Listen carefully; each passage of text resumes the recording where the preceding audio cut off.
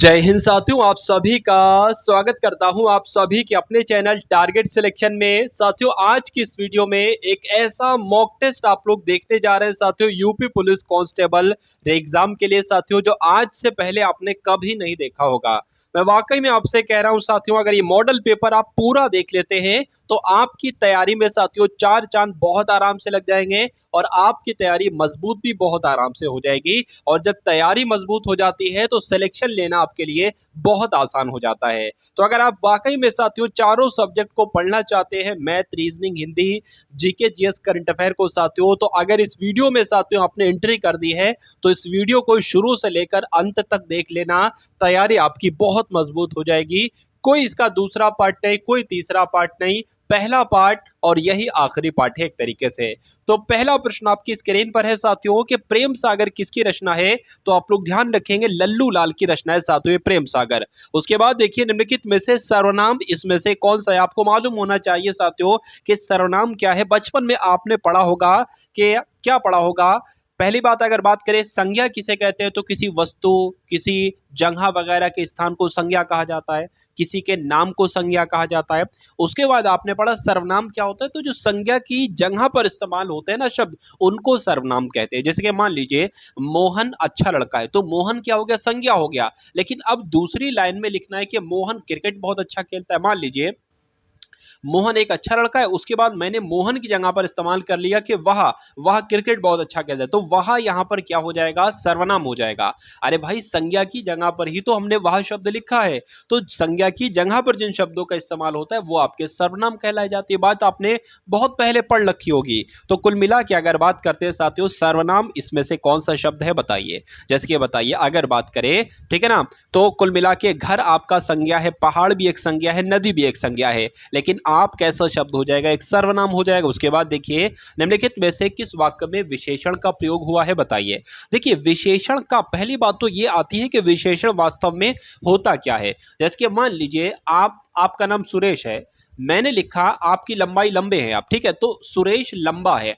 अब मैंने सुरेश की कुछ विशेषता बताई है, कुछ उसका गुण बताया है कि वो लंबा है, ठीक है ना। तो जिस शब्द के द्वारा, यानी कि जो शब्द विशेषता बताता है ना, जिसके लंबा विशेषता बता रहे आपकी, तो लंबा शब्द विशेषण हो जाएगा। पहला पॉइंट आपको मालूम होना चाहिए, ठीक है ना। दूसरी अगर बात करें कि जिस शब्द की विशेषता बताई जाती, जिसके सुरेश की विशेषता बताई जा रही है, तो वो आपका विशेष शब्द हो जाएगा। तो ये दो बातें आप लोग ध्यान रखेंगे। अगर बात करें मोटा आदमी, तो इसमें मोटा विशेषण हो जाएगा। छोटा आदमी, तो इसमें छोटा विशेषण हो जाएगा, ठीक है ना। मीठा फल, तो इसमें मीठा आपका विशेषण हो जाएगा। लंबा पहाड़ या ऊंचा पहाड़, तो इसमें ऊंचा विशेषण हो जाएगा। तो अब पढ़ते साथियों हम लोग प्रश्न की तरफ। मेरा मानना है कि अगर जो मैंने बोला है इसको आपने वाकई में अच्छे से सुना होगा तो इस प्रश्न का आप जवाब बहुत आसानी से दे देंगे। किस वाक्य में विशेषण का प्रयोग हुआ है साथियों? राम जाता है, कोई विशेषण नहीं। सीता फल खाती है, कोई विशेषण नहीं। मेरी गाय काली है। देखिए गाय के बारे में यहां पर कुछ बताया जा रहा है कि लंबी है, कैसी है, मोटी है, ताजी है, काली है, गोरी है, यानी कि काली बताया जा रहा है साथियों। तो कुछ विशेषता बताई जा रही काली। देखिए जरूरी नहीं विशेषता अच्छी ही हो, जैसे गोरा आदमी हो वो काला आदमी भी हो सकता है, और काला भी वो एक तरीके से विशेषण हुआ, ठीक है ना। तो जिस शब्द के द्वारा विशेषता बताई जा रही है, यानी कि काले के द्वारा विशेषता बताई जा रही है, तो ये आपका विशेषण हो जाएगा। तो कुल मिला के किस वाक्य में विशेषण का इस्तेमाल हुआ है? तो मैं कहूंगा ऑप्शन नंबर सी में विशेषण का इस्तेमाल हुआ है। उसके बाद देखिए साथियों ने किस कारक का चिन्ह है बताइए। जैसे कि अगर बात करें साथियों, सबसे पहले आप लोग ध्यान रखेंगे कर्ता ने। तो अगर प्रश्न में दिया गया है ने और पूछा जाए किस कारक का चिन्ह है, तो आपको लगाना है कर्ता। कर्ता ने कर्म को, अगर यहां पर दे दिया जाता ने की जगह को, तो आप क्या लगाते? तो आप लगाते साथियों कर्म।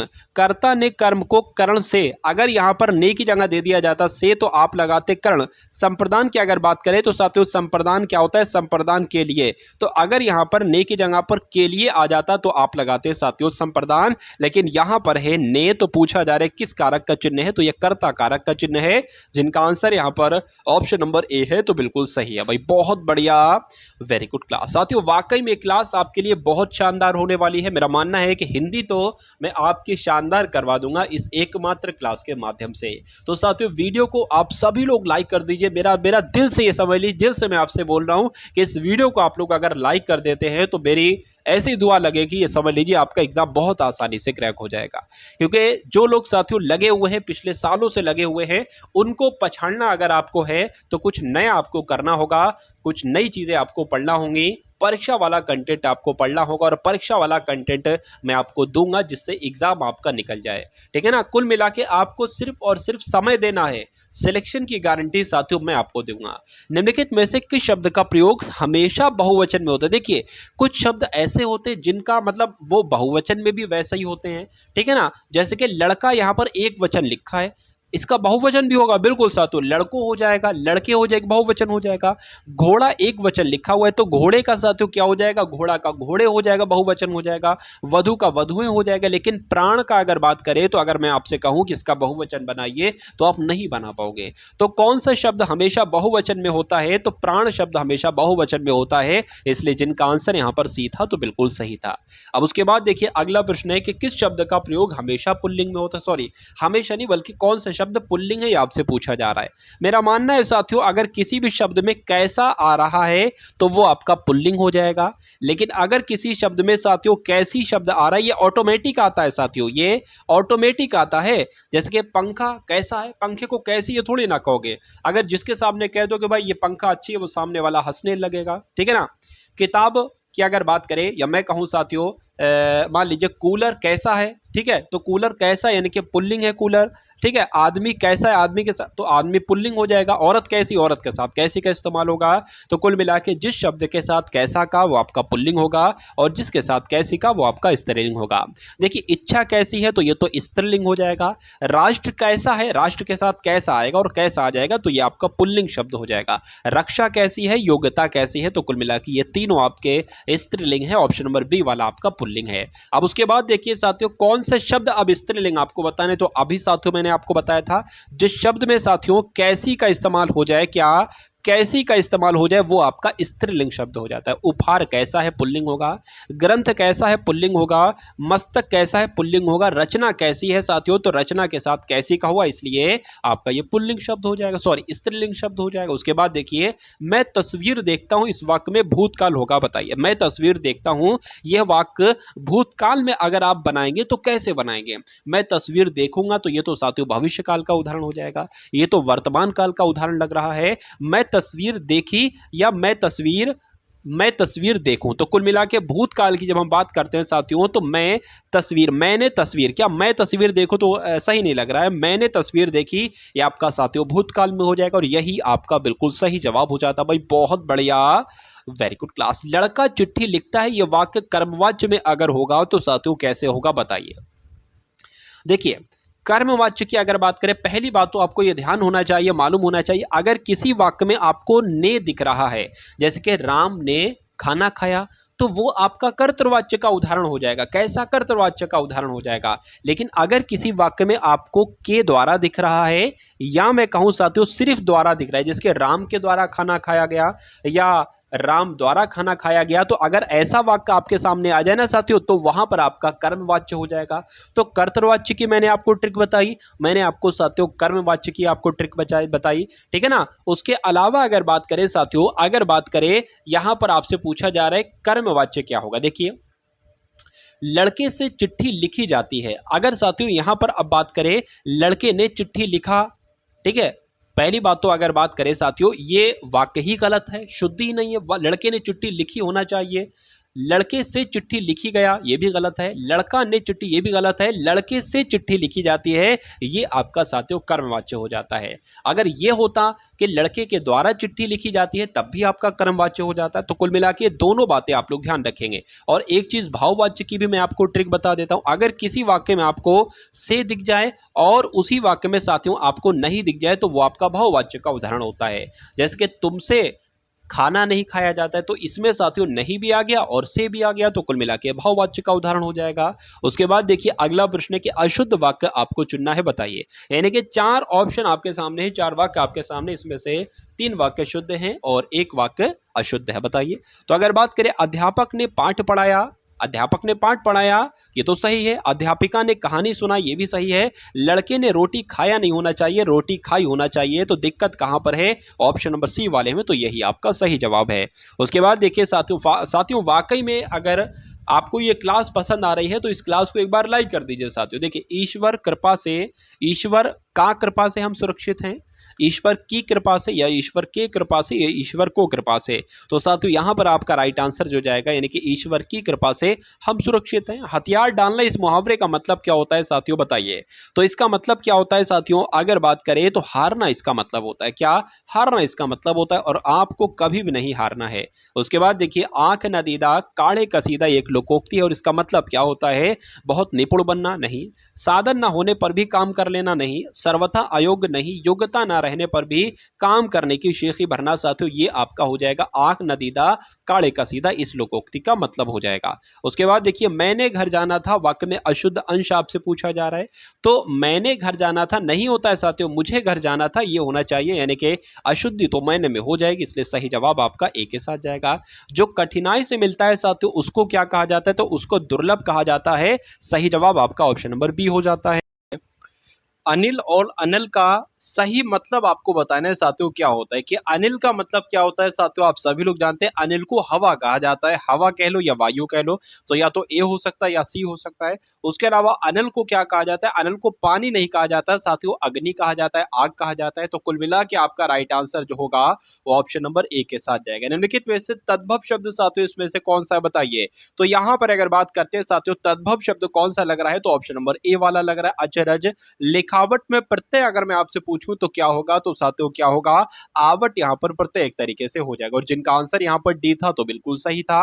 पराजय में उपसर्ग के साथियों क्या होगा, तो पराजय में उपसर्ग क्या होगा, परा अलग हो जाएगा और जय साथियों अलग हो जाएगा, तो परा प्लस जय आपका पराजय का संधि विच्छेद हो जाएगा। उसके बाद देखिए, अनुपम की अगर बात करते हैं ना, तो अनुपम का पर्यायवाची इसमें से क्या है बताइए।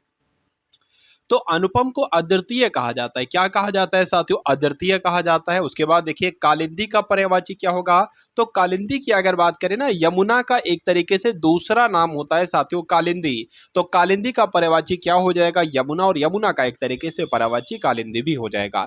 इत्यादि की अगर बात करें तो इसमें साथियों कौन सी, इसका अगर बात करें इसकी संधि विच्छेद करेंगे तो इति धन आदि हो जाएगा। अगर इसमें पूछे संधि कौन सी है तो बताइए। चलिए, तो यहां पर अगर बात करते हैं साथियों इसमें कौन सी संधि है, तो इसमें यड़ संधि है, इसलिए सही जवाब आपका अगर है ऑप्शन नंबर ए के साथ तो बिल्कुल सही हो जाता है। महोत्सव का संधि विच्छेद क्या होगा साथियों बताइए, तो महाधन उत्सव हो जाएगा, और कहां पर लिखा हुआ है, ये तो ऑप्शन नंबर बी में लिखा हुआ है, तो जिनका आंसर यहां पर बी है तो बिल्कुल सही है। निम्नलिखित में से शुद्ध वर्तनी का चयन कीजिए साथियों बताइए। शुद्ध वर्तनी का चयन आपको करना है, यानी कि अस्पृश्यता साथियों कैसे लिखा जाता है, तो कैसे लिखा जाता है, जैसे आपका ऑप्शन नंबर सी में लिखा हुआ है ना, ऐसे लिखा जाता है, इसलिए सही जवाब आपका ऑप्शन नंबर सी हो जाता है। उसके बाद देखिए, निम्नलिखित में से कौन सा शब्द कर्मधारय समास नहीं है बताइए।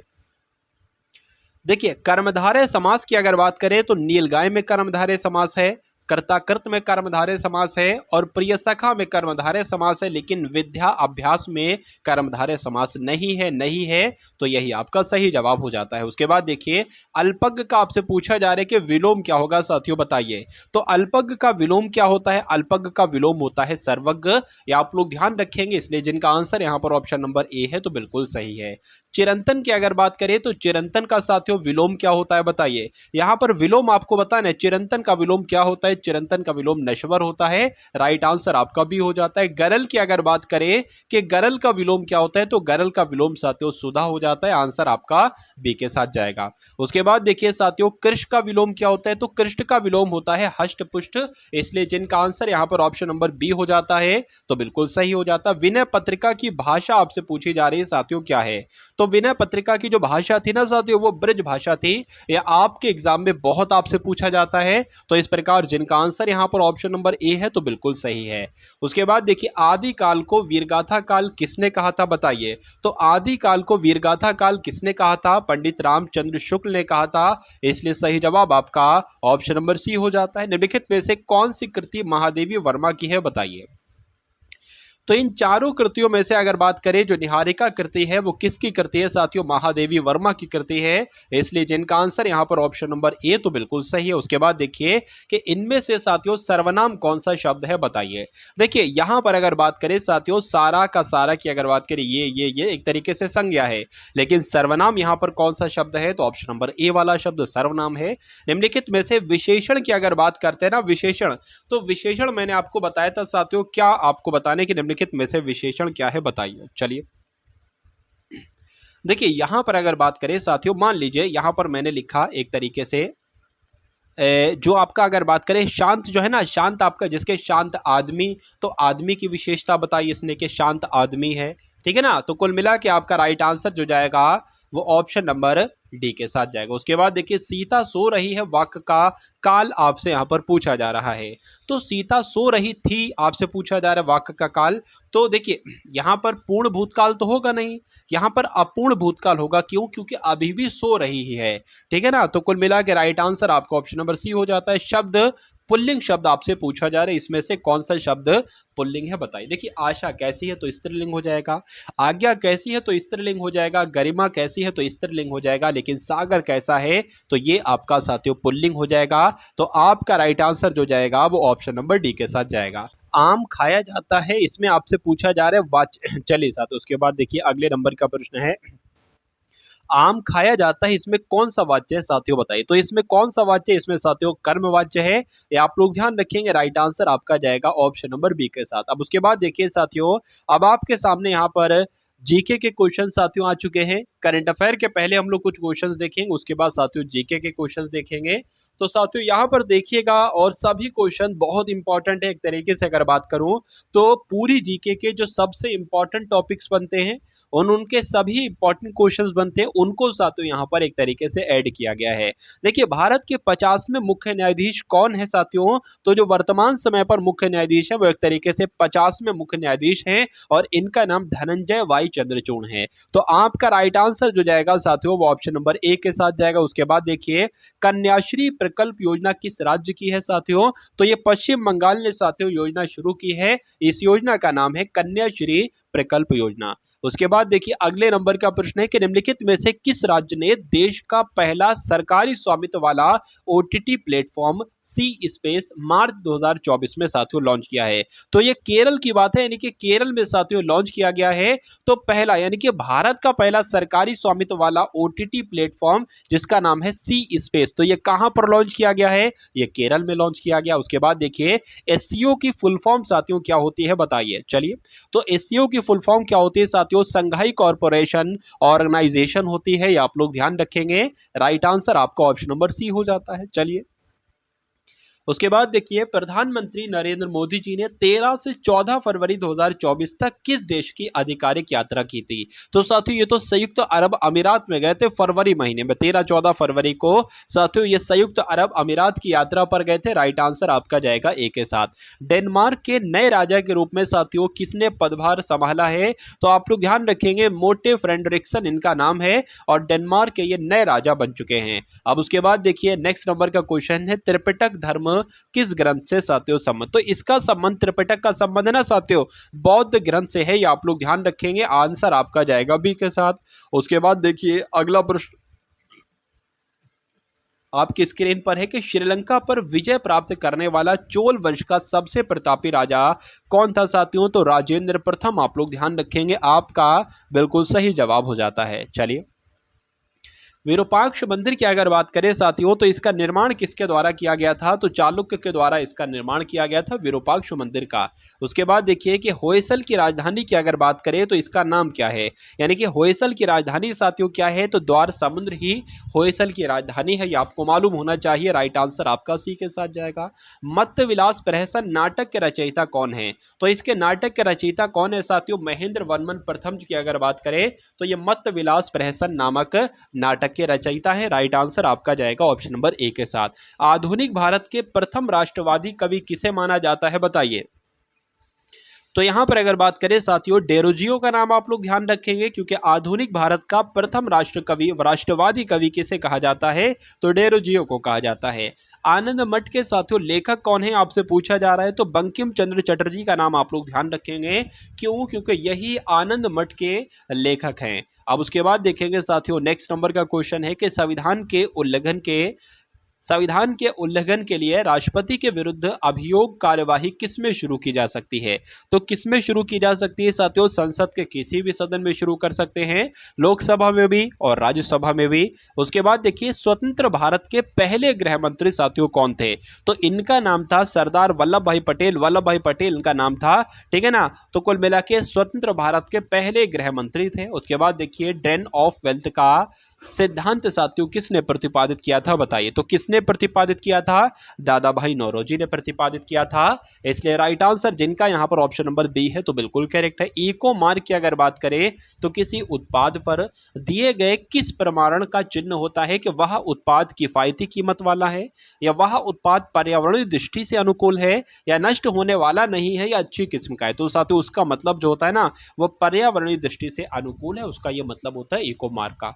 तो कुल मिला के जिनका आंसर यहां पर बी तो बिल्कुल सही है। उसके बाद देखिए, प्रथम वित्त आयोग के अध्यक्ष साथियों कौन थे, बताइए। तो इनका नाम था केसी नियोगी और ये प्रथम वित्त आयोग के अध्यक्ष थे साथियों। राइट आंसर जिनका भी यहां पर ऑप्शन नंबर बी ए है तो बिल्कुल सही है। उसके बाद देखिए, क्राकाटाओ ज्वालामुखी निम्नलिखित में से किस द्वीप में स्थित है, बताइए। तो ये साथियों कहां पर स्थित है? एग्जाम में अगर आपसे क्वेश्चन पूछ लिया जाए तो आप लोग ध्यान रखेंगे, स्प्रेटली द्वीप समूह में ये क्राकाटाओ ज्वालामुखी साथियों स्थित है। आंसर आपका जो जाएगा वो ऑप्शन नंबर बी के साथ जाएगा। भाई बहुत बढ़िया, वेरी गुड क्लास। अब उसके बाद देखिए कि निम्न में से कौन से शीतोष्ण घास के मैदान यूरेशिया में पाए जाते हैं, बताइए। तो अगर बात करते हैं साथियों यहाँ पर राइट आंसर की, तो स्टेपीज जो घास के मैदान है तो ये साथियों यूरेशिया में पाए जाते हैं। उसके बाद देखिए कि वायु दाब सबसे कम होता है, बताइए।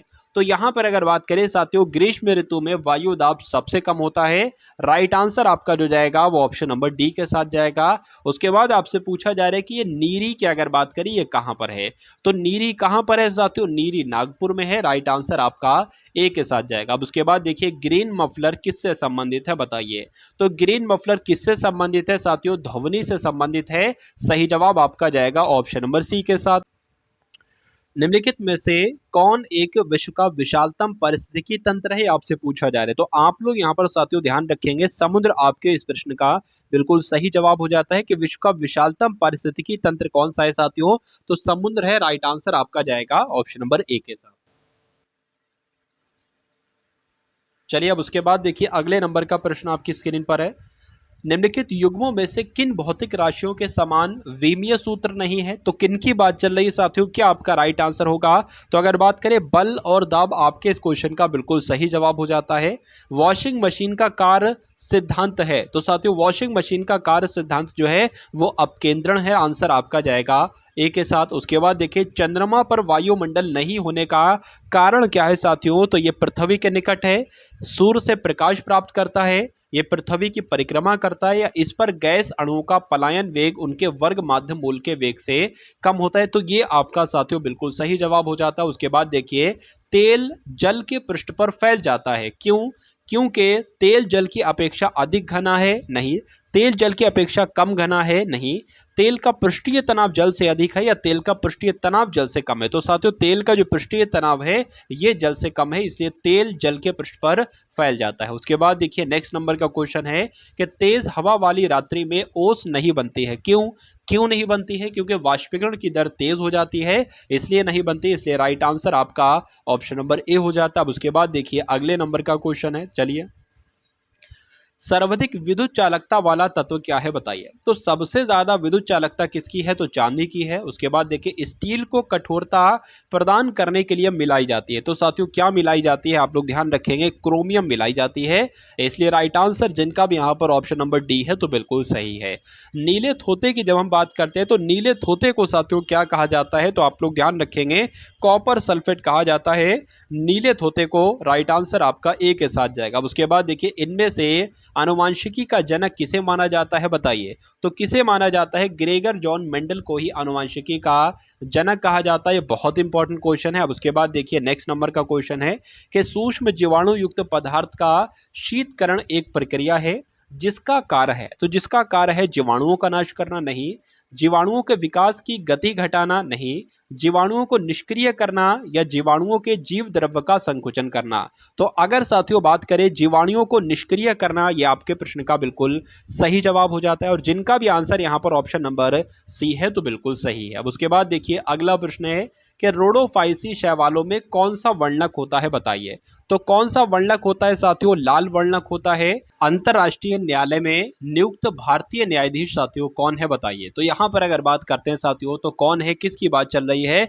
दलवीर भंडारी की बात चल रही है साथियों। आंसर आपका जाएगा ऑप्शन नंबर सी के साथ। अब उसके बाद देखिए सार्क के वर्तमान सेक्रेटरी जनरल कौन है? तो सार्क के वर्तमान सेक्रेटरी जनरल कौन है? तो मोहम्मद गुलाम सरवर साथियों, आप लोग नाम इनका ध्यान रखेंगे। उसके बाद अगर बात करते हैं तो अब आपके सामने यहाँ पर साथियों रीजनिंग के क्वेश्चन शुरू हो चुके हैं। तो रीजनिंग के साथियों टॉप लेवल के एक तरीके से यहाँ पर क्वेश्चन आपकी स्क्रीन पर लाए जाएंगे। देखिए पहला क्वेश्चन और बताइए साथियों रीजनिंग के इस पहले सवाल का साथियों राइट आंसर आपका यहाँ पर क्या हो सकता है। चलिए कोई दिक्कत नहीं है। तो यहां पर अगर बात करें साथियों देखिए प्रश्न आपके सामने ये है और ऑप्शन आपके सामने 4 ए बी सी डी के है। यहां पर ये आपको बताया गया है कि यहां अगर इसको साथियों बीच से मोड़ते हैं और इस वाली साइड को यानी कि इस वाली साइड को इस वाली साइड के ऊपर ले आते हैं तो ये कैसी दिखेगी? ये ऐसी दिखने लगेगी या ये ऐसी दिखेगी या ये ऐसी दिखेगी या साथियों ये ऐसी दिखेगी बताइए। तो यहां पर अगर साथियों बात करें कैसी दिखने लगेगी, ये कुल मिला के आपको बताना है। इस क्वेश्चन का राइट आंसर आपका साथियों क्या हो सकता है बताइए। चलिए तो बहुत ध्यान से साथियों देखिए और कहां पर आप पहुंच पाएंगे। देखिए ये थोड़ा सा यहां पर है ना, तो थोड़ा सा साथियों कैसे आएगा, ये इधर से साथियों थोड़ा सा ये ऐसे करके यहां पर आएगा, ठीक है ना। तो ऐसा आपको साथियों कहां दिख रहा है कि एक के ऊपर एक पत्ती है, तो एक के ऊपर एक पत्ती साथियों आपको ऑप्शन नंबर बी में दिख रही है। तो आंसर आपका किस ऑप्शन के साथ जाएगा? ऑप्शन नंबर बी के साथ जाएगा भाई। बहुत बढ़िया, वेरी गुड क्लास। अब उसके बाद देखिए साथियों एक शब्द यहाँ पर है कि कम्युनिकेशंस में पहले और दूसरे और तीसरे और चौथे पांचवें छठे तथा इसी प्रकार अन्य अक्षरों को परस्पर बदल दिया जाए तो अपने दाएं से गणना करने पर 10वां अक्षर साथियों क्या होगा बताइए। देखिए बहुत आसान सा, इसमें क्या करना है, कुछ नहीं करना है कि इस पूरे शब्द में साथियों पहले और दूसरे तीसरे, ठीक है ना, अच्छा पहले और दूसरे तीसरे और चौथे पांचवें और छठे तथा इसी प्रकार से अन्य अक्षरों को बदल दिया जाए। देखिए कितने लेटर है साथियों? 1 2 3 4 5 6 7 8 9 10 11 12 13 14, 14 लेटर है ना। तो 1 2 3 4 5 6 7 8 9 10 11 12 13 14, ठीक है ना। कहा जा रहा है कि पहले और दूसरे को परस्पर बदल दिया जाए, यानी कि सी की जगह पे ओ और ओ की जगह पे साथियों सी आ गया। चलिए उसके बाद कहा गया है साथियों क्या, पहले और दूसरे और तीसरे और चौथे, ठीक है ना, तीसरे चौथे फिर पांचवें छठे, ये क्रम जारी रहेगा। तो कुल मिला के एम एम जब होगा तो साथियों ऐसे ही हम बना पाएंगे। तो एम हो गया, एम हो गया। उसके बाद अगर बात करें यू एन की तो एन और यू हो जाएगा, क्या एन और यू हो जाएगा। उसके बाद आई सी की बात करें तो सी आई हो जाएगा, क्या हो जाएगा साथियों? सी आई हो जाएगा। उसके बाद ए टी की अगर बात करें तो साथियों टी और ए हो जाएगा, क्या हो जाएगा? टी और ए हो जाएगा।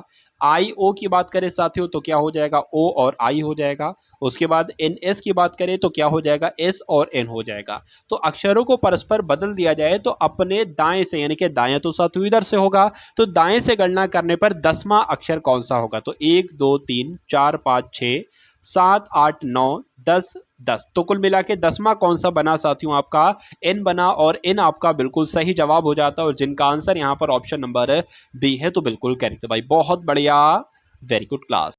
अगले नंबर का साथियों क्वेश्चन देखिए, यहाँ पर कहा गया है कि एक्स और वाई आपस में भाई भाई है। तो साथियों हम लोग यहाँ पर देख लेते हैं एक्स की अगर बात करते हैं और वाई की अगर बात करते हैं, ये दोनों आपस में कौन है? ये दोनों आपस में भाई भाई हैं, पुरुष हैं। तो मुझे लग रहा है भाई भाई हैं तो पुरुष होंगे और पुरुष के लिए हम लोग साथियों क्या लगा देते हैं? प्लस प्लस लगा देते हैं। और स्त्री होती है तो उसके लिए माइनस लगा देते हैं ताकि हमको पता चलता रहे कि हाँ भाई ये पुरुष है ये स्त्री है। उसके बाद देखिए वाई का पिता कौन है? आर है। तो कुल मिला के वाई का पिता कौन हो गया साथियों? आर हो गया। अब जब वाई का पिता हो गया तो जाहिर सी बात है एक्स का भी साथियों पिता ही हो जाएगा, ठीक है ना। उसके बाद कहा गया है कि टी का इकलौता भाई है एस, टी का इकलौता भाई है एस और एक्स का मामा है। अच्छा भाई एक्स का मामा यहाँ पर किसे बताया गया है? एस को बताया गया, यानी कि एस जो है वो टी का इकलौता भाई है और एक्स का मामा है, यानी कि एस की यहाँ पर साथियों कोई मम्मी होंगी, ठीक है, और मम्मी का ये कोई भाई होगा जो कि कौन है? जो कि एस है साथियों, ठीक है ना। अब यहाँ पर अगर बात करें एस जो है, एस एस टी का इकलौता भाई है, तो टी का इकलौता भाई हो गया। और यानी कि अब मैं कह सकता हूं, देखिए ये दोनों पति पत्नी हैं, ये दोनों भाई भाई हैं, इन दोनों के माँ बाप कौन है, माँ है टी और पिता है आर, और टी का ये जो इनकी पत्नी है, टी का भाई का नाम है एस। अब यहाँ पर पूछा जा रहा है कि आर क्या कहेगा टी को, आर से क्या संबंध है टी का, तो आर क्या कहेगा साथियों टी को, आर तो पत्नी कहेगा टी को, इसलिए सही जवाब आपका जो जाएगा वो ऑप्शन नंबर बी के साथ जाएगा। अब उसके बाद देखिए अगले नंबर का प्रश्न बता, यहाँ पर साथियों एक नंबर सीरीज वाला क्वेश्चन है, लेकिन यहाँ पर अगर बात करें एक दिक्कत है, 325 के बाद 295 नहीं है साथियों, क्या है यहाँ पर मैं लिख देता हूँ 259 है, ठीक है ना। कितना साथियों 259 है। अब अगर बात करें देखिए 325 से 259 हो गया, फिर 259 से कुछ घटा है 204 हो गया, मतलब ये कुल मिला के घटा एक तरीके से हो रहा है यहाँ पर, यानी कि घटाया जा रहा है हर एक नंबर को। तो 325 में से साथियों अगर बात करें 325 में से 359 को अगर घटाएंगे तो कितना बचेगा, मेरे हिसाब से साथियों इधर 6 आपका आ जाएगा और यहाँ पर साथियों 6 आ जाएगा, ठीक है। अब 259 में से 204 को घटाएंगे साथियों तो कितना आ जाएगा, तो 259 में से 204 को घटाएंगे तो कुल मिला के यहाँ पर साथियों 5 और यहाँ पर 5 आ जाएगा। 204 में से साथियों 160 को जब हम घटाएंगे तो यहाँ पर साथियों कितना आ जाएगा, 44 आ जाएगा। तो ये तो 66, मतलब देखिए 11 से कटने वाली संख्या है, 66, 55, 44, तो यहाँ पर 33 आ गया बिल्कुल साथियों, यहाँ पर एक तरीके से 22 आ गया, तो यहाँ पर क्या आ जाएगा, यहाँ पर साथियों जाहिर सी बात है 11 आ जाएगा, यानी कि 105 में से जब 11 घटेगा तो कितना आ जाएगा साथियों, इस प्रश्नवाचक चिन्ह की जगह पर 94 आ जाएगा, और 94 ही आपका बिल्कुल सही जवाब हो जाता है। तो जिनका आंसर यहाँ पर ऑप्शन नंबर ए है तो बिल्कुल सही है। चलिए अब उसके बाद देखिए साथियों अगले नंबर का क्वेश्चन आपकी स्क्रीन पर है कि ए आई बी जे सी के, तो आपको बताना है कि यहाँ पर कौन सा लेटर आ सकता है। देखिए लेटर पोजीशनिंग की अगर बात करें तो ए 1 पर, 9 आई 9 पर, बी 2 पर, जे साथियों 10 पर, सी 3 पर, के आपका 11 पर। अब यहाँ पर अगर बात करें देखिए 1 के बाद 2, 2 के बाद 3, तो 3 के बाद यहाँ पर क्या आ जाएगा, 4 आ जाएगा, ठीक है ना। उसके अलावा अगर बात करें साथियों 9 के बाद 10, 10 के बाद 11, तो 11 के बाद साथियों यहाँ पर 12 आ जाएगा। तो 12 पर साथियों आता है आपका एल और 4 पर आता है आपका डी, यानी कि डी एल क्या कहीं पर ऑप्शन में लिखा हुआ है, तो बिल्कुल लिखा हुआ है साथियों ऑप्शन नंबर सी में, और यही आपका बिल्कुल सही जवाब हो जाता है। उसके बाद देखिए अगले नंबर का साथियों क्वेश्चन आपकी स्क्रीन पर है, ये 37.5 है, उसके बाद साथियों 7.5 है, तो आपको बताना यहाँ पर कौन सा नंबर आएगा, और उसके बाद साथियों 0.3 यहाँ पर एक तरीके से लिखा हुआ है। देखिए ये 37.5 से 7.5 कैसे आया है, ये मेरे हिसाब से साथियों 5 से अगर इसकी हम भाग देते हैं, 5 से अगर साथियों हम इसकी भाग देते हैं तो 37.5 आ जाएगा। कैसे आ जाएगा, 5 सत्ते 35 हो जाएगा, पॉइंट लगा दीजिए, 2 बचेगा, 2 इधर चला जाएगा, 5 सत्ते आपका 35 हो जाएगा। अब फिर से साथियों 7.5 में 5 से भाग देते हैं, क्या आ जाएगा देख लीजिए, 5 कम 5 हो जाएगा, पॉइंट लग जाएगा, 2 चला जाएगा, 25 हो जाएगा, 5 पंजे 25 हो जाएगा, तो यहाँ पर तो 1.5 आ गया। तो अगर 1.5 को 5 से भाग देने पर अगर 0.3 आ जाता है तो ये लॉजिक हमारा बिल्कुल सही हो जाता है। अगर बात करते पॉइंट लगाए तो पहले पॉइंट लग जाएगा, 5 3 15, तो कुल मिला के बिल्कुल सही हमारा लॉजिक हो जाएगा, यानी कि इस प्रश्नवाचक चिन्ह की जगह पर 1.5 आ जाएगा, और यही आपके इस प्रश्न का बिल्कुल सही जवाब हो जाता है। भाई बहुत बढ़िया, वेरी गुड क्लास। चलिए अब उसके बाद देखिए साथियों अगले नंबर का प्रश्न आपकी स्क्रीन पर है, देखिए और बताइए सही जवाब आपका यहाँ पर क्या हो सकता है। देखिए यहाँ पर कहा गया है कि रजनीश अपने घर से निकलकर 100 मीटर पूर्व की ओर चलता है। तो साथियों अपने घर, मान लीजिए घर उसका ये है, और पूर्व की तरफ साथियों कितना चला, एक तरीके से 100 मीटर यहाँ पर चल दिया। चलिए कोई दिक्कत नहीं, 100 मीटर यहाँ पर ये चल दिया, 100 मीटर ये चल दिया। उसके बाद कहा गया है कि फिर वो दाएं मुड़ता है, तो दाएं मुड़ गया साथियों, और 35 चलता है, 35 मीटर चल दिया, और 35 मीटर चलने के बाद वो बाएं मुड़ता है साथियों। तो बाएं किधर मुड़ेगा, बाएं इधर मुड़ेगा। अब वह किस दिशा में जा रहा है साथियों, तो अब वो तो फिर से पूर्व दिशा में जा रहा है। तो कुल मिला के पूर्व आपके इस प्रश्न का बिल्कुल सही जवाब हो जाता है। भाई बहुत बढ़िया, वेरी गुड क्लास। साथियों यदि अंग्रेजी वर्णमाला के प्रथम अर्धांश के अक्षरों को विपरीत क्रम में लिखा जाए तो बाएं से 20वां अक्षर आपसे कुल मिला के यहाँ पर पूछा जा रहा है। तो देखिए साथियों और बताइए कि आपका सही जवाब यहाँ पर क्या हो सकता है, बताइए। चलिए देखिए अब अगर बात करते हैं तो पूरी अंग्रेजी वर्णमाला में कितने अर्धांश होते हैं, 2 अर्धांश होते हैं, क्योंकि कुल मिला के साथियों 26 लेटर होते हैं। और अगर बात करें ए से लेकर साथियों एम तक आपका एक अर्धांश हो जाएगा, ठीक है ना, और उसके अलावा एन से लेकर जेड तक आपका दूसरा अर्धांश हो जाएगा। तो यहाँ पर क्या कहा गया है कि प्रथम अर्धांश के अक्षरों को अगर विपरीत क्रम में लिख दिया जाए, यानी कि विपरीत क्रम में हम कैसे लिख सकते हैं साथियों, ऐसे ही तो लिख सकते हैं एम, उसके बाद साथियों क्या आ जाएगा, एल आ जाएगा, फिर के आ जाएगा, फिर आपका साथियों जे आ जाएगा, फिर आपका आई आ जाएगा, ठीक है ना, फिर आपका एच आ जाएगा, फिर जी आ जाएगा, फिर उसके अलावा साथियों एफ आ जाएगा, फिर ई आ जाएगा, फिर डी और फिर सी और फिर बी और फिर ए। ये तो प्रथम अर्धांश को हमने कैसे लिख दिया, विपरीत क्रम में लिख दिया साथियों, जैसे प्रश्न में हमसे कहा गया था। उसके बाद कहा गया है कि दो बाएं से, अब देखिए जो बचा हुआ पार्ट है ना वो हम वैसे ही लिख देंगे, कैसे, एन, उसके बाद साथियों O P Q R S T U V W X Y Z, ठीक है, तो वैसे ही लिख दिया। अब लिखा कहा गया है कि तो बाएं से मतलब क्या, बाएं से साथियों इधर से बाएं से 20वां अक्षर के दाएं अक्षर कौन, पांचवा कौन सा होगा। देखिए पहले बाएं से 20वें अक्षर तक पहुंचिए तो 1 2 3 4 5 6 7 8 9 10 11 12 13 14 15 16 17 18 19 20, तो 20वां जो हमको मिला है ना साथियों वो 20 मिला, ठीक है।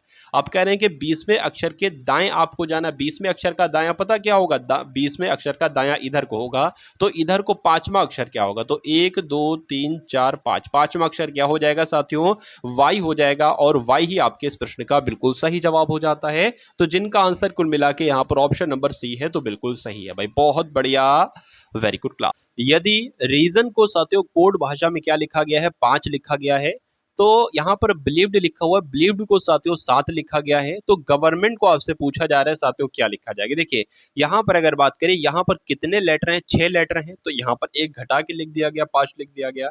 यहाँ पर कितने लेटर साथियों, 1 2 3 4 5 6 7, यहाँ पर 7 लेटर हैं, तो उसके लिए 7 लिखा गया है। गवर्नमेंट की अगर बात करें, गवर्नमेंट में कितने लेटर, देखिए यहाँ पर मुझे ऐसा लग रहा है कि ये बिलीव्ड की स्पेलिंग सही नहीं है। बिलीव्ड की स्पेलिंग की अगर साथियों बात करते हैं, ये बिलीव्ड की स्पेलिंग नहीं होती। बिलीव्ड की स्पेलिंग क्या होती है, मैं आपको साथियों यहाँ पर एक तरीके से बतला देता हूँ। देखिए BELIEVED होती है, तो कुल मिला के इसमें 8 लेटर होंगे, ना के साथियों 7 लेटर होंगे, तो इसमें 8 लेटर होंगे, एक घटा के लिखा गया, 7 लिखा गया है। इसमें कितने लेटर हैं, 1 2 3 4 5 6 7 8 9 10, यानी कि 10 लेटर हैं, तो एक घटाएंगे, तो कुल मिला के इसका कोड साथियों 9 आ जाएगा, तो 9 आपका बिल्कुल सही जवाब हो जाएगा। समझ गए ना, यहाँ पर टाइप जो हुआ है वो स्पेलिंग गलत टाइप हुई है, वरना एग्जाम में जो आएगी वो बिलीव्ड की स्पेलिंग साथियों कितने लेटर की आएगी, 8 लेटर की ही आएगी, और 8 लेटर की होती है बिलीव्ड की स्पेलिंग। उसके बाद देखिए डॉक्टर जैसे स्टेथोस्कोप से संबंधित है, वैसे ही पेंटर किससे संबंधित होगा, तो जैसे डॉक्टर साथियों स्टेथोस्कोप का इस्तेमाल करता है, वैसे ही पेंटर किसका इस्तेमाल करता है, ब्रश का इस्तेमाल करता है, तो राइट आंसर आपका ऑप्शन नंबर बी हो जाता है। अब उसके बाद देखिए साथियों एक संलग्न पाई चार्ट में दर्शाया गया है कि एक स्कूल में विभिन्न मदों के अंतर्गत स्कूल की निधियों को कैसे खर्च किया जाता है। पाई चार्ट का प्रयोग करते हुए प्रश्नों का आपको उत्तर देना, पहले एक बार यहां पर देख लीजिए साथियों, ठीक है, मतलब कला और शिल्प पर कितना खर्च किया गया है, ये जो 90 डिग्री यानी कि 1/4, खेलकूद पर कितना खर्च किया गया है 120, और विज्ञान पर कितना 60, और विविध पर 30, और पुस्तकालय पर साथियों कितना 60। चलिए अब प्रश्न में साथियों क्या कहा गया है कि किस मद का खर्च अधिकतम है, तो साथियों किसका खर्च सबसे ज्यादा हुआ है, किस पर सबसे ज्यादा खर्च हुआ है, तो मुझे सबसे बड़ा भाग जो दिख रहा है साथियों वो खेलकूद का दिख रहा है 120, यानी कि इससे ज्यादा किसी पर खर्च हुआ ही नहीं है। तो आसान सी भाषा में आप बता देंगे कि भैया जो है ना ये खेलकूद पर सबसे अधिकतम खर्च हुआ है, सबसे ज्यादा खर्च हुआ है, इसलिए सही जवाब आपका जो जाएगा वो ऑप्शन नंबर ए के साथ जाएगा भाई, बहुत बढ़िया, वेरी गुड क्लास। उसके बाद देखिए किन मदों की खर्च की धनराशि समान है, यानी कि क्या विज्ञान, खेलकूद और विज्ञान की धनराशि समान है, क्या पुस्तकालय विज्ञान की, या विज्ञान और विविध की, या विविध और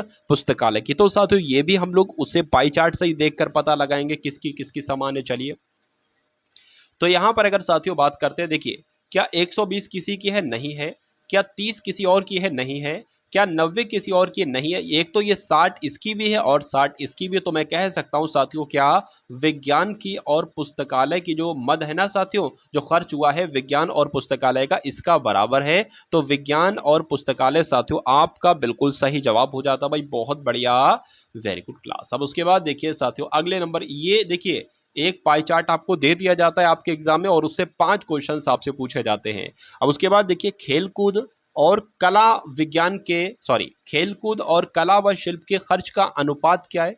तो ये बात आप लोग ध्यान रखेंगे कि खेलकूद और कला शिल्प की बात करी गई है, इसका अनुपात आपसे पूछा गया है साथियों, ठीक है ना। इसको हम जरा जूम कर लेंगे और किसके किसके बारे में पूछा गया था। एक तो खेलकूद के बारे में, यानी कि खेलकूद का साथियों क्या निकलेगा 120 निकलेगा, और दूसरा किसके बारे में बताया गया था, कला और शिल्प। तो कला और शिल्प साथियों ये आपका हो जाएगा यानी कि 90। तो इन दोनों का अनुपात आपसे पूछा गया, 0 से 0 कटेगा, 3 चौक आपका साथियों कितना हो जाएगा, 3 3 आपका 9 हो जाएगा, 3 3 आपका 9 हो जाएगा, और 3 चौक आपका कुल मिला के 12 हो जाएगा। तो इन दोनों का खेलकूद का और कला शिल्प का जो अनुपात निकलता है वो 4:3 निकलता है। और 4:3 कहाँ पर लिखा हुआ है साथियों, ये ऑप्शन नंबर डी में लिखा हुआ है। तो यही आपका बिल्कुल सही जवाब हो जाता है। उसके बाद देखिए साथियों, किस मद पर 25% निधि को खर्च किया गया है। 25% विविध पर खर्च किया गया है, पुस्तकालय पर खर्च किया गया है, खेलकूद पर, या साथियों कला और शिल्प पर, बताइए। चलिए, तो 25% जो खर्च किया गया है वो हम देख लेते हैं एक बार। यहाँ पर अगर साथियों बात करते हैं ना, 25% खर्च किया गया है, ये पूरा कितना है साथियों, ये पूरा एक तरीके से 360 है भाई, ठीक है। पूरा सर्किल 360 होता है। तो इसका हम 25% निकाल लेते हैं कि आखिर 25% इसका होता कितना है। तो 25 से कम 25, 25 चौक 100, 4 नीम आपका कितना हो जाएगा 36, और यानी कि 90 डिग्री जिस पर खर्च हुआ होगा ना, उस पर मैं कह सकता हूँ 25% खर्च हुआ है। तो 90 डिग्री एक तो इस पर साथियों और एक इस पर खर्च हुआ है। तो कुल मिला के कला शिल्प और विज्ञान आपका साथियों राइट आंसर हो जाएगा। कला शिल्प और विज्ञान ऑप्शन में देखते हैं, कला शिल्प और विज्ञान कहां पर लिखा हुआ है, कला शिल्प और विज्ञान, कला शिल्प और विज्ञान। कला शिल्प तो साथियों ये लिखा है, लेकिन विज्ञान नहीं लिखा है, तो कोई बात नहीं है, कला शिल्प ही हमारा राइट आंसर हो जाएगा। दो में से एक तो है। अब उसके बाद देखिए, कुल खर्च का कितना प्रतिशत पुस्तकालय पर खर्च किया गया है, ये आपसे कुल मिला के यहाँ पर पूछा जा रहा है। चलिए, यानी कि कुल खर्च का कितना प्रतिशत पुस्तकालय पर खर्च किया गया है, देखिए और बताइए सही जवाब यहाँ पर आपका क्या होगा। पुस्तकालय पर साथियों कितना खर्च किया गया है, 60 डिग्री खर्च किया गया है। तो इसको प्रतिशत में ही तो साथियों आपको बदलना है, तो 60 को प्रतिशत में आपको बदलना है। अगर बात करें टोटल कितना है, टोटल 360, इस 0 से ये 0 कैंसिल हो जाएगा, 6 कम 6, 6 चंग 36 हो जाएगा, 2 से कट करेंगे 50 आ जाएगा, नीचे 3 आ जाएगा, यानी कि 50/3 यहाँ पर आ जाएगी। इसको और अगर सॉल्व करते हैं साथियों, तो नीचे 3 है, 3 आ जाएगा, 3 कम 3 हो जाएगा, 2 बचेगा, 20 हो जाएगा, 3 छंग 18 हो जाएगा, 2 आ जाएगा। यानी कि मैं कह सकता हूं साथियों 16 सही 2/3% साथियों ये आपका बिल्कुल सही जवाब हो जाएगा। और ऐसा कौन से ऑप्शन में लिखा हुआ है 16 सही 2/3, ऐसा तो साथियों मुझे किसी ऑप्शन में नहीं देखने को मिल रहा है। लेकिन अगर बात करते हैं साथियों 50/3 को अगर हम पॉइंट में आंसर लाए तो क्या आ सकता है, देखिए 3 कम 3 हो जाएगा, 2 बचेगा 20 हो जाएगा, 3 छंग 18 हो जाएगा, फिर 2 बचेगा, पॉइंट लगाएंगे, 0 बढ़ाएंगे, 3 छंग आपका 18 हो जाएंगे, तो साथियों 16.6% आ गया। तो कुल मिला के जिनका आंसर यहाँ पर ऑप्शन नंबर सी था, तो बिल्कुल सही था भाई, बहुत बढ़िया, वेरी गुड क्लास। किसी एक धनात्मक संख्या का 2/3, देखिए किसी एक धनात्मक संख्या का 2/3 और उसके व्युत्क्रम का 25/216 बराबर है, तो वो संख्या क्या होगी। यानी कि किसी एक संख्या, धनात्मक संख्या का कह रहे हैं, तो ये धनात्मक संख्या के बारे में आपसे पूछ रहे हैं। देखिए पहली बात मैं आपको बता दूं, इसका मतलब क्या होता है एक व्युत्क्रम का। अगर मैं आपसे कहूं कि x का व्युत्क्रम क्या होगा, तो आप कहोगे 1/x होगा। अगर मैं कहूं 3 का व्युत्क्रम क्या होगा, तो आप कहोगे साथियों 1/3 होगा। तो ये बात आपको समझ में आ गई। अब यहां पर अगर बात करें किसी एक धनात्मक संख्या का, मैं मान लेता हूं कोई एक धनात्मक संख्या x है, कहने के उस धनात्मक संख्या का 2/3, का की जगह पर गुणा लगाएंगे, 2/3 लिखा है साथियों, 2/3 लिख लेंगे। कह रहे हैं कि और उसके व्युत्क्रम का यानी कि x का व्युत्क्रम क्या हो जाएगा, 1/x हो जाएगा, 1/x हो जाएगा। इसका यानी कि इसके व्युत्क्रम का यानी कि गुणा लगाऊंगा का की जगह पे, 25/216 है तो 25/216 लिख दूंगा। वो संख्या बताइए, यानी कि आपको x का साथियों मान निकालना है। इतना काम साथियों बस आपको करना है और कुछ नहीं करना है। देखिए अब अगर बात करना है साथियों, देखिए क्रॉस मल्टीप्लाई है, यहाँ पर इस x की गुणा इस x से हो जाएगी, यानी कि x² हो जाएगा बराबर 25 बटे क्या है साथियों, 25/216 है। चलिए इस 3 का इससे गुणा हो जाएगी 25 से, यहाँ पर आ जाएगा, और इस 2 की यहाँ पर आ जाएगा साथियों, कुल मिला के 216 हो जाएगा। सॉरी 216 तो यहाँ पर कितना लिखना पड़ेगा, 3 यहाँ पर लिखना पड़ेगा। यहाँ पर कितना लिखना पड़ेगा, 3 भी नहीं लिखना पड़ेगा, 2 लिखना पड़ेगा भाई, 2 की ये गुणा होगी ना इससे, तो 2 यहाँ पर आ जाएगा। अब अगर साथियों बात करते हैं इसको कैलकुलेट करने की, अगर साथियों यहाँ पर हम लोग कोशिश करें तो कैसे कैसे साथियों इसको कैलकुलेट हम कर सकते हैं। देखिए इस 3 से अगर इसको कट करेंगे, 3 7 21, 3 दूना 6 हो जाएगा, ठीक है ना। अब अगर बात करें साथियों एक्स स्क्वायर बराबर कितना आ जाएगा, ऊपर 25 है और नीचे कितना है 72, दूना कितना, 2 दूना 4 और यहाँ पर साथियों 14 आ जाएगा। अब ये देखिए 5 का स्क्वायर है, ये 12 का स्क्वायर है और एक्स स्क्वायर है, तो कुल मिला के अगर बात करें एक्स बराबर आपका 5/12 आ सकता है, तो बिल्कुल आ सकता है। और यही आपसे पूछा गया था कि एक्स का मान क्या होगा, तो 5/12 हो जाएगा, जिनका आंसर यहाँ पर बी तो बिल्कुल सही है भाई, बहुत बढ़िया, वेरी गुड क्लास। अब उसके बाद देखिए अगले नंबर का प्रश्न है कि ए जो है ना, ए ये बी से 20% कम काम करता है। यदि ए एक काम को 7.5 घंटे में पूरा करता है तो बी उसे कितने घंटे में पूरा कर सकता है। अब अगर बात करें दो लोग हैं यहाँ पर, एक है ए है और एक है बी है। ए बी से 20% कम काम करता है, ए बी से 20% कम काम करता है, तो अगर मान लेते ये 80 काम करता है तो ये 100 काम करेगा। अरे भाई यही तो कहा गया है, यही कहा गया है। इस जीरो से ये जीरो कैंसिल हो जाएगा, अनुपात निकालेंगे 4 5 हो जाएगा। यानी कि अगर ये ए 4 काम करता है तो बी 5 काम करता है, इसका मतलब ये तो होगा ये क्षमता का अनुपात आ गया। क्षमता के अनुपात का उल्टा होता है साथियों समय का अनुपात, तो क्या हो जाएगा 5:4 हो जाएगा। यानी कि अगर ये ए काम करता है 5 तो ये काम कितना कर, यानी कि ए अगर कोई काम 5 घंटे में कर रहा है तो बी वही काम क्या कितने घंटे में कर लेगा, 4 घंटे में कर लेगा, ये इसका मतलब है। अच्छा यहाँ पर कहा गया है कि ए एक काम को 7.5 घंटे में करता है, लेकिन यहाँ पर कह रहे हैं कि ए एक काम को 5 घंटे में करता है एक तरीके से, या 5x कह सकते हैं। तो 5x की वैल्यू जो है ना साथियों 7.5 घंटे है। कुल मिला के अगर बात करें 5x बराबर कितना हो जाएगा, 7 दूना 14, 15/2 हो जाएगा। तो कुल मिला के अगर बात करें x बराबर कितना हो जाएगा साथियों 15/2 गुणा 5 हो जाएगा, 5 कम 5, 5 3 15 हो जाएगा। यानी कि x बराबर क्या आ जाएगा साथियों 3/2 आ जाएगा। अब यहां पर अगर बात करें ना साथियों, कहा गया तो b कितने घंटे में करेगा, तो b तो 4 घंटे में कर रहा है। तो कुल मिला के 4x की वैल्यू एक तरीके से ये 5x और 4x है, तो 5x तो हम निकाल चुके हैं। 4x की अगर बात करें तो 3/2 की गुणा किससे कर दोगे, 4 से कर दोगे।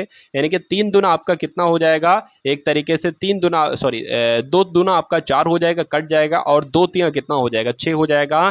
तो बी उसे कितने घंटे में करेगा, 6 घंटे में करेगा, इसलिए सही जवाब आपका ऑप्शन नंबर सी हो जाता है। अब उसके बाद देखिए अगले नंबर का साथियों प्रश्न आपकी स्क्रीन पर है, देखिए और बताइए सही जवाब आपका यहाँ पर क्या हो सकता है, बताइए। चलिए यहाँ पर अगर बात करें कुछ मिसिंग है, और क्या मिसिंग है वो मैं आपको साथियों बतला देता हूँ। देखिए 289 प्लस रूट x है बिल्कुल बराबर 1/5 है, 1/5 है ना साथियों। तो आपसे पूछा जा रहा है कि x का मान क्या होगा, इतनी सी बात आपको मालूम होना चाहिए। देखिए अच्छा यहाँ पर अगर बात करें साथियों, ये प्लस भी नहीं है, ये है भाग। क्या है साथियों, ये एक तरीके से भाग है। तो कैसे हो जाएगा रूट, ठीक है ना, रूट 289 बटे, और एक तरीके से अगर मैं आपसे कहूं तो ये तो 17 का स्क्वायर है साथियों, क्या 17 का स्क्वायर है, तो यहाँ पर 17 आ जाएगा, 289 17 का स्क्वायर है, और रूट आपका x आ जाएगा बराबर 1/5 आपका आ जाएगा। अब अगर बात करें रूट की 1 से गुणा होगी तो रूट x, और बराबर 17 की 5 से गुणा होगी तो 17 कितना आ जाएगा, कुल मिला के 85 आ जाएगी। इतनी बात आपको मालूम है। अगर किसी भी के ऊपर रूट होता है, कोई संख्या होती है, तो रूट अगर हटाना हो तो इसके ऊपर स्क्वायर चढ़ जाता है, यानी कि x बराबर क्या हो जाएगा 85 का स्क्वायर हो जाएगा। और x का ही मान आपसे पूछा गया था, कुछ नहीं करना है, आपको 85 का स्क्वायर कर देना है और x का मान आपका साथियों निकल जाएगा। चलिए 5 पंजे 25 हो जाएगा, 5 अट्ठे 40 हो जाएगा, और 2 साथियों 42 हो जाएगा, 8 पंजे 40 हो जाएगा, 8 टू 64 और साथियों 68 हो जाएगा। यहाँ पर 5 आ जाएगा, यहाँ पर 2 आ जाएगा, यहाँ पर 12 आ जाएगा, यहाँ पर 7 आ जाएगा, यानी कि 7225 आपके इस क्वेश्चन का बिल्कुल सही जवाब हो जाता भाई, बहुत बढ़िया, वेरी गुड क्लास। अब ए एक काम को 4 घंटे में करता है, तो साथियों ए एक काम को जो है ना वो 4 घंटे में करता है। बी और सी उसे 3 घंटे में करते हैं, तो बी और सी अगर मिलकर करते हैं तो 3 घंटे में करते हैं। ए और सी अगर उसे मिलकर करते हैं साथियों, तो ए और सी मिलकर उसे 2 घंटे में कर लेते हैं। तो कहा जा रहा है कि अगर बी अकेला काम करेगा साथियों तो कितना घंटे लेगा, आपसे कुल मिला के पूछा जा रहा है। देखिए टोटल काम कितना है, तो टोटल काम कितना है हम देख लेते हैं। एक ऐसा नंबर ले लेते हैं कि जो 4 के पहाड़े में है, 3 के पहाड़े में, 2 के पहाड़े में, तो 12 आएगा। अब देख लेते हैं साथियों, 4 तियां 12, 3 चौक 12, 2 छंग 12। अब यहाँ पर मैं कह सकता हूँ कि इसका मतलब पता क्या, 3 का मतलब कि ए एक घंटे में 3 काम करता है, और बी प्लस सी मिलकर 1 घंटे में 4 काम करते हैं, और ए प्लस सी मिलकर साथियों 6 काम करते हैं 1 घंटे में। अब यहाँ पर मुझे इतना पता है कि ए 1 घंटे में 3 काम करता है, तो ए 1 घंटे में अगर 3 काम करता है और ए और सी दोनों मिलकर 6 काम करते हैं, तो जाहिर सी बात है साथियों, जो सी है ना, सी साथियों, ये भी 3 काम करेगा।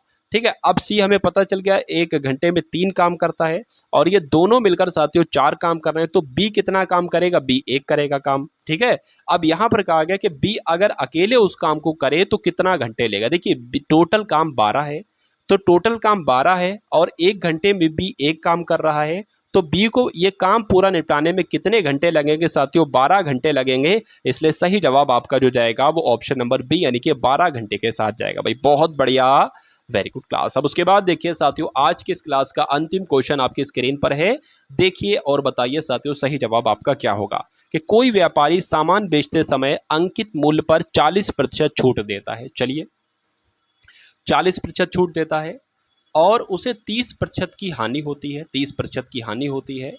यदि सामान अंकित मूल्य पर बेचा जाए तो साथियों लाभ क्या होगा कुल मिला के, ये आपको बताना है। देखिए और बताइए साथियों सही जवाब आपका यहाँ पर क्या हो सकता है। और ये साथियों बहुत अच्छे लेवल का एक तरीके से क्वेश्चन है और आपको इस बार साथियों ये क्वेश्चन आपके एग्जाम में देखने को भी मिलेगा। चलिए, तो अगर साथियों बात करें, आपने अभी तक इस क्लास को लाइक न किया हो तो आप लोग क्या करेंगे, इस क्लास को लाइक कर देंगे।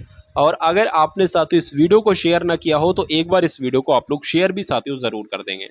चलिए साथियों, तो अब देख लेते हैं इसका सोल्यूशन कैसे होगा और आंसर कैसे है। देखिए यहाँ पर अगर बात करें, वस्तु का अंकित मूल्य हम मान लेते हैं साथियों, क्या एक्स मान लेते हैं, यानी कि अंकित मूल्य की अगर बात करते हैं, अंकित मूल्य की अगर बात करते हैं साथियों तो एक्स मान लेते हैं हम, ठीक है ना। और क्रय मूल्य की अगर बात करते हैं यानी कि सीपी की अगर बात करते हैं तो 100 रुपीज मान लेते हैं इसका क्रय मूल्य।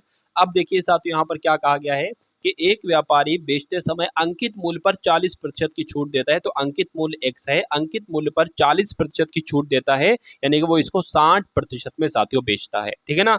60% में बेचता है और जब 60% में इसको बेचता है तो उसे 30% की हानि होती है, यानी कि 70% यहाँ पर आ जाएगी। ये बात आपको क्लियर हो गई।